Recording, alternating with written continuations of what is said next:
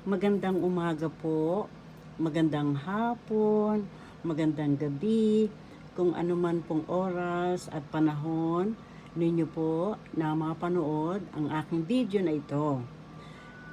Kumusta po kayong lahat? Sana po ay nasa mabuti kayong kalagayan habang pinapanood po ninyo at pinapakinggan ang aking video na ito. Ito po si Binibining Juanita de Guzman Gutierrez, BSCD-MSCD, na nagsasalita po sa likod ng kamera na ito. Ako po ay guro dyan po sa Maynila bago po ako pumunta dito.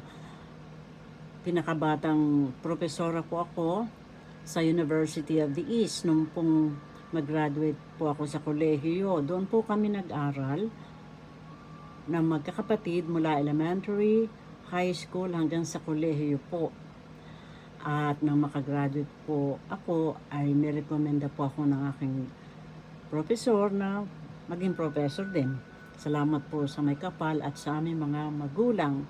Ang akin pong ama, kung may sasabi ko po sa inyo, ay hindi pa po kami ipinapanganak, ay nandito na po siya sa Amerika, sa paliparan ng eroplano. At bago po siya tumulak dito sa Amerika, kung saan po ako ay naroroon, ay siya po, ang aking pong mahal na ama, ay executive secretary sa munisipyo ng mayor. Subalit naisip po na aking ama na magsisimula siya ng pamilya, bagong kasal po sila ng nanay namin, ng kami pong magkakapatid, nanay namin, ay inibig po na aking mahal na ama na mag-abroad siya, at sa biyaya po ng may kapal, ang akin pong ama ang kauna-unahan at kaysa isang kinuha para mag-abroad sa Amerika sa paliparan ng eroplano dahil graduate po ng stenography at saka fast typing po ang aking ama kahit hindi nakatingin sa makinilya. Napakabilis. Kaya po ito po ang legacy niya sa amin. Mga bata pa po kami, na high school pa lamang kami, lahat po kami marunong na mag-type ng hindi nakatingin sa mga letra ng makinilya. At kahit sa computer, hindi po kami nakatingin sa mga letra. Yan po ang legacy na aming pong ama. At ang akin po namang mahal na nanay, na nakikita po ninyo sa babalat ng Mom and Chef, Nanay Nene Teodora, of Philippines Cuisine, Cookbook Recipes, ay magaling po siyang, pamahimpot, kumalaw aking camera, magaling po siyang magluto. Kaya nga po, sinulat ko po ang mga recipe niya. At wala pong nagmana sa amin sa galing niya. Nagluluto po kami, subalit yung pong sarap ng luto na aming mahal na nanay, hindi po namin mapapantayan. Kaya nga po, kung maisasalaysay ko ang isang biro, nung isa pong kapatid ko na yung kanyang esposo ay napasarap po ang luto niya. Ang sabi po ng esposo niya, sa Canada sila, makambal ko po ay registered nurse at engineer po yung kanya esposo. Sabi sa kanya, tumawag ka ba sa 1-800 ma'am? Dahil kuminsan po kapag nalilimutan nung kakambal ko yung mga ingredients, ay tumatawag siya sa aming nanay. Canadian po aking mahal na nanay. At marami pa pong salaysay sa akin pong 22 aklat. Opo, 20 at 2 aklat na po ang naisulat ko. Ang kauna-unahan po ay itong Speak Tagalog. Noong pong 2015, na-publish po ito sa pagmamahal ko sa ating bansa na sinilangan. At sa pagmamahal ko rin po sa una sa may kapal at sa aming mga magulang, ito pong Mom and Chef, Nanay Nene Teodora of Philippines Cuisine, Cookbook Recipes, ay sinulat ko din po. Marami pa pong aklat na makikita po ninyo sa akin pong websites. Dalawa po, Juanita Gutierrez BSED, MSED.com, at yun pong ikalawa, juanitagutierrez.com. Sana po ay makabisita kayo sa aking pong website. Marami pong salamat nga po pala uli sa lahat ng mga nagsusubscribe sa akin pong video. Pagpalain po tayo ng may kapal sa liwanag at pag-ibig. At binabasa ko po lahat ng inyong magagandang komento. At kung may pagkakataon na hindi ko na sasagot agad, ay binabasa ko po lahat ang inyong komento. At kapag po ako ay nag-subscribe, yun po ay walang iwanan. Talagang hindi ko binabago. Subscribe talaga po ako. Kapag sinabi ko po, bagong kaibigan, ay yun po ay kinalembang ko na po ang inyong kampana. At yun po ay forever na po. Hindi ko po yan pinapahe, hindi ko binubura, hindi ko kayo iiwanan. Ganyan po ako katapat na kaibigan. At ang atin pong tatalakayin sa video na ito ay may pamagat na huwag sisihin ang iba kung hindi ituon ang inyong pagmamahal sa inyong sarili dahil ang poong lumikha ay nasa atin. Yan po ang palaging sinasabi ng aking mahal na nanay at tatay. Kahit hindi po pala simba ang aking ama, kung masasabi ko po sa inyo, inihahatid lang niya sa simbahan ng aking mahal na nanay. At umaalis na po ang aking ama. Kung minsan natutulog siya dun sa shed ng simbahan. At sasabihin po sa akin ng aking mahal na nanay, nung ako po ay nagtuturo sa probinsya, ay sasabihin na aking mahal na nanay, gisingin mo na ang iyong tatay dahil tapos na ang misa. Ganyan po kamahal, pagmahalan sila. Walang bagay na makapaghihiwalay sa pag-ibig. Palasimba ang aking mahal na nanay, ang aking pong ama walang paniwala.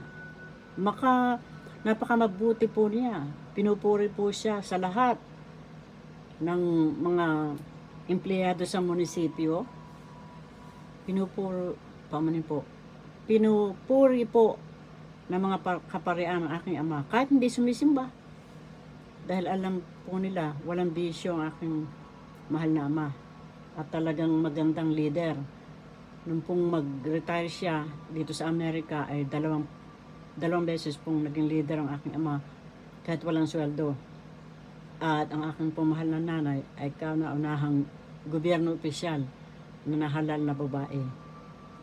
Hindi po sila nangampanya ang mga tao na nagbunsod sa kanila.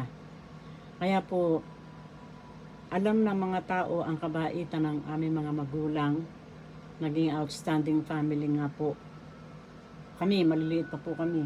Sila, aking pumahal na ama at ina. Outstanding family po. Ngayon po, sinabi po ng isang channeler na kinakausap ang mahal na Jesucristo. Sabi po ng mahal na Jesucristo, huwag sisihin ang kahit sinong politiko. Huwag sisihin ang kahit sinong tao.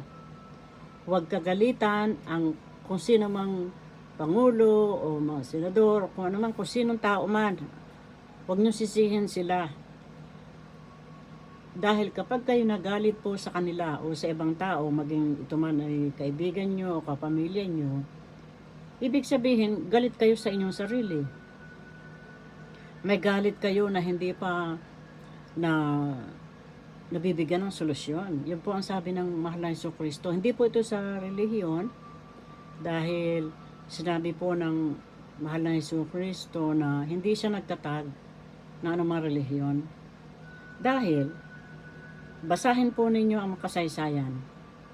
Ito pong si Pablo Apostol, 500 taon na nawala ang mahal na Jesucristo.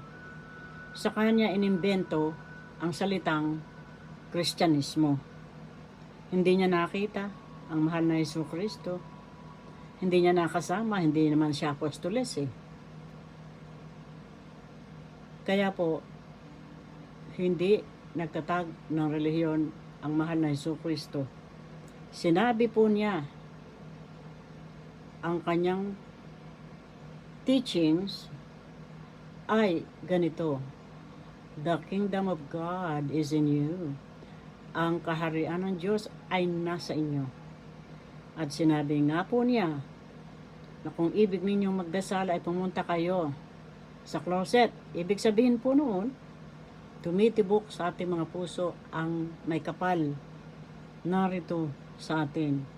Wala sa iba, wala sa labas ang Diyos, wala sa building, wala sa gusali. Nasa atin tumitibok po ang ating mga puso. Nandyan ang Diyos, sabi po ng mahal na Jesucristo, ni Santo Hermano. Kaya po, at marami pa pong ascended masters, ibig sabihin po noon, nandun na sila. Sa kabila pa man po. At masasamid ako. Kaya po, sabi po ng mahal na Jesucristo, sa isang channeler, ibig sabihin po noon, yung kinakausap ang channel ni mahal na Jesucristo, kinakausap siya. Sinasabi po niya, huwag sisihin ang ibang tao, huwag magalit sa ibang tao, kung hindi, ituon ninyo ang inyong pagmamahal sa inyong sarili, sa Diyos na tumitibok sa inyong mga puso. Gamitin ninyo ang panahon sa pagiging creative. Kaya nga po tayo creators, ang tawag dito sa nilolo YouTube. Dahil nagki-create tayo. Sabi po ng mahal na Jesucristo, kung ano yung makapagpapasaya sa iyo, magiging maganda ang pakiramdam mo, yun ang iyong gawin, sa halip na mamintas, sa halip na sisihin ang kapwa. Halimbawa, ibig po ninyo magburda, nakakapagpasaya sa inyo yun, gawin po ninyo. Kung gusto po Espanyol, kung ibig po ninyo na maghardin, yun po ang gawin ninyo. Kung gusto niyo po magluto, katulad ng aking mahal na nanay, napakasarap magluto. Kapag nagluluto po siya, ang kusina namin napakabango. At talagang mapapakain po kayo ng kahit anong oras. Kaya po, yun po ang gawin ninyo, sabi po ng mahal na Jesucristo. Yung po makapagpapasaya sa inyo, yung malapit sa inyo, so, sa surroundings nyo, pamanin po. Yun ang gawin ninyo. Huwag mamintas ng kapwa, maging ito man ay pangulo o kung ano man, kaibigan nyo o pamilya nyo, kung katrabaho nyo, itoon ang inyong paningin sa mga bagay na makapagpapasaya sa inyo. Gawin ninyo ang trabaho nyo ng maayos. At yung mga magagandang gawain na ibig ninyong gawin. Halimbawa po kayo ay maggitara, mag-aral ng isang lengguwahe, kung paano pong makabubuti sa inyo at makapagpapasaya, yun ang gawin ninyo. Yan po ang sabi ng mahal na Jesucristo. At sabi rin po niya, alam niyo po ba na kapag kayo ay nagagalit, ang pinakamalayong bituin ay nararamdaman ng ating galit at nangingilig sa takot. Kaya tayo po ay iisa.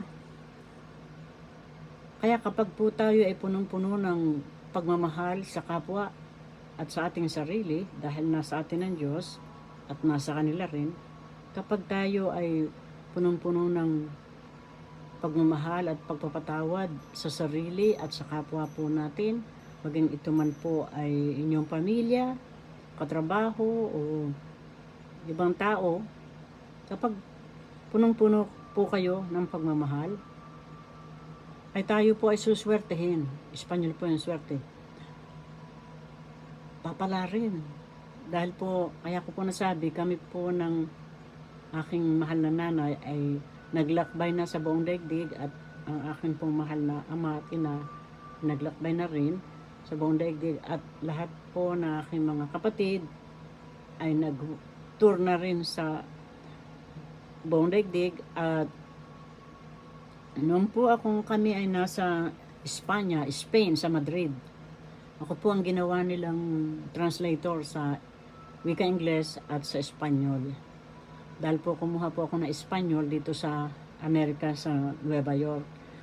At nung po kami nag-aaral sa high school sa University of the East, may Espanyol po doong required na kurso.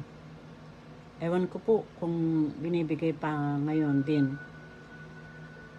Kaya po, ako ang kinuha nilang translator dahil ang mga estudyante ko rin po, halos ang mga magulang nila ay Espanyol. Kaya po, sabi po ng mahal na Jesucristo, ni Saint Germain, ni Santo Hermano, lahat ng Ascended Masters, si Buddha, kung sino man po ang Krishna, yung pong nagbigay ng magagandang halimbawa sa mga tao. Sabi po nila kapag ang mga tao sa katauhan ay punong-puno ng paggalang at pagmamahal sa kapwa at sa sarili, lahat tayo suswertehin at ang Satanas matagal nang nawala. At kung tayo ay kinikilala natin na tayo ay Diyos din, matagal nang nawala si Satanas dahil alam nila na ang Diyos ay nasa atin, tumitibok sa ating mga puso. Kaya, walang magiging krimen kapag tayo ay punong-puno ng pagmamahal sa kapwa. Dahil hindi natin sasaktan ng iba, dahil kapwa natin Diyos sila. Noong pong emperador si Santo Hermano sa Atlantis at saka sa Lemuria, sila po ay punong-puno ng kasayahan dahil kinilala nila na sila ay Diyos din. Dahil tumitibok ang kanilang mga puso dahil sa poong lumikha na tumitibok ng puso sa ating mga puso at sa ating kaisipan, yung pong third eye o ikatlong mata. Ngayon po, hindi sila nagtatrabaho, basta sila'y relax lang, palakad-lakad, at masaya sa kanilang buhay, at walang mga pulis, hindi na kailangang magpulis o walang militar. Dahil lahat punong-puno ng paggalang at pagmamahal po sa isa't isa. Yun po ay tumagal ng 100 taong mahigit ang kanilang katahimikan. Subalit, nung pong naging mapagmalabis na ang mga tao at ginamit nila ang kapangyarihan nila na manakit ng kapwa, bumagsak ang Atlantis at Lemuria sa ilalim ng karagatan ng Pasipiko. Alam po yan ng mga scientists, na-discover nila, na-discover nila. Ako po kapag nagtuturo ako ng Tagalog o Pilipino, ay talagang Tagalog po ang aking salita. Kapag wikang English, English lahat. Alam po yan ng mga estudyante ko nung nagtuturo po ako sa Maynila at saka po sa lalawigan. Ang akin po ama ay pumipirma sa budget, at kapag hindi pinirmahan ng aking ama, hindi nakakasweldo kami.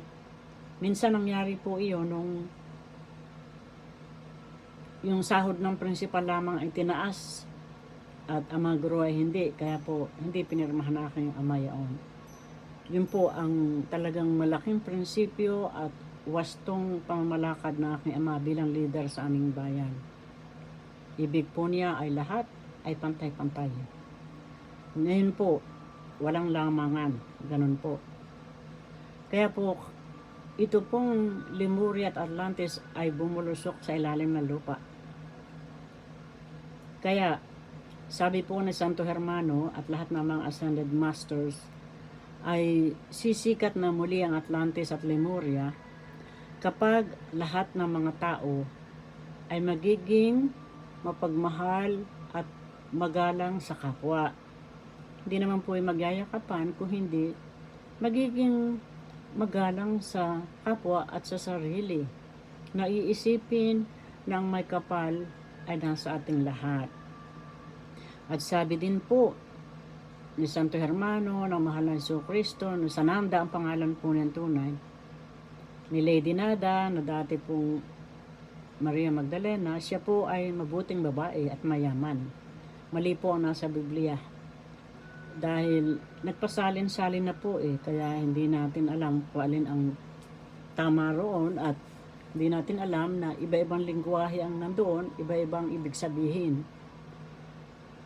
Kaya po, hindi po ito naman sa pamimintas sa anuman. Basta po tayo ay sa tunay na kasaysayan at sinabi po ng mahal na Hesus Kristo sa isang kinakausap niyang channeler, pamanhin po, sa kanya, ay huwag ituon sa pamimintas ang inyong enerhiya. Ibig sabihin, huwag kayong magpakapagod na pintasan ang kahit sino man. Kung hindi, ituon po ninyo sa mga bagay na makapagpapaligaya sa inyo. Halimbawa nga po, gusto nyo magluto, magborda, mag-aral, o may kukumpunihin kayong bisikleta, o kung gusto nyong mamingwit sa karagatan, kung alin po ang makapagpapaligaya sa inyo, yun ang inyong gawin na makakabuti sa inyo at sa inyong kapwa. Yan po ang sabi ng mahal na Hesus Kristo. At kung lahat ng mga tao ay mabuti sa kanilang sarili at sa kanilang kapwa, walang satanas, walang mga krimen, walang mga masasamang tao, dahil alam natin na tayo ay Diyos din. At kapag tayo kinilala natin ang Diyos, matagal na lumaya sa satanas, sabi ni Santo Hermano. At dahil lahat tayo ay punong-puno ng pagmamahal at paggalang sa isa't isa, ay di walang mananakit, walang magsasamantala. Kaya ngayon pa man, dumating na ang ginintuang panahon, Golden Age, na sinasabi nga po ni Reyna Helen Abdurrahman at sinasabi rin ng Pangulong Trump, Golden Age na o ginintuang panahon. Alam niyo po ba kung bakit? Dahil nagupo na si Satanas. At kung may nakikita man kayong mga kung anong mga lumalabas na kasamaan na ginawa ng iba, dahil panahon na upang malaman ng mga tao ang mga kamalian na ginawa ng mga taong iyon na nasa ilalim ng kampo ng kadiliman, kampo ng kasamaan. Kaya patawarin po natin sila dahil sila ay kinapal din ng Diyos. Nagkamali lamang sila dahil napalayo sila sa liwanag at pagmamahal ng may kapal. Nakalimutan nila na ang Diyos ay nasa kanilang sarili. Kaya patawarin po natin sila, ang mga gumagawa at gumawa ng masama. Patawarin po natin. Kapag tayo po ay nagpatawad, pinatawad din natin ang ating sarili. Dahil tayo ay may mga kamalian din na pagbabayaran din natin. Kaya kapag po tayo ay naging mapagpatawad, malulusaw ang ating karma. Yung pong karma ay yung mga enerhiya na masasama na ginamit ninyo sa inyong sarili at sa inyong kapwa. Yung pong pamimintas ay napakamasamang karma. Huwag po ninyong gagawin yan kahit hahaba at lalaki ang inyong YouTube channel. Ay dito lamang yan sa lupa, ay pagbabayaran ninyo yan ng napakatagal. Kaya magbago na po kayo, tayong lahat, hindi lamang kayo kundi ako rin, na gawin natin ang makakabuti sa ating sarili at sa ating kapwa. Dahil sabi po ng Santo Hermano at lahat ng Ascended Masters, kasama na po si Sananda Jesus, kapag po tayo ay mapagpatawad, mapagmahal sa isa't isa at sa ating sarili, unang-una, ay ang ating pong kasaganaan ay darating. At kapag kinilala natin na tayo ay Diyos din dahil tumitibok ang ating puso, sino po nagpapatibok niyan? Ang may kapal. Kapag kinilala natin na ang may kapal ay nasa atin at alam niya ang ating mga kailangan, at alam niya ang ating mga ginagawa, mabuti man o masama. Kapag kinilala natin na ang Diyos ay nasa atin, gagawa tayo ng kabutihan, magtatagumpay tayo, sasagana ang ating mga buhay. Maniwala po tayo sa may kapal na lumikha sa atin, na tumitibok po sa ating mga puso. Hindi sa gusali, hindi sa iba. Nasa atin ang Diyos. Dahil pinapatibok niya ang ating puso. Ang trono niya ng buong lumikha ay tayo.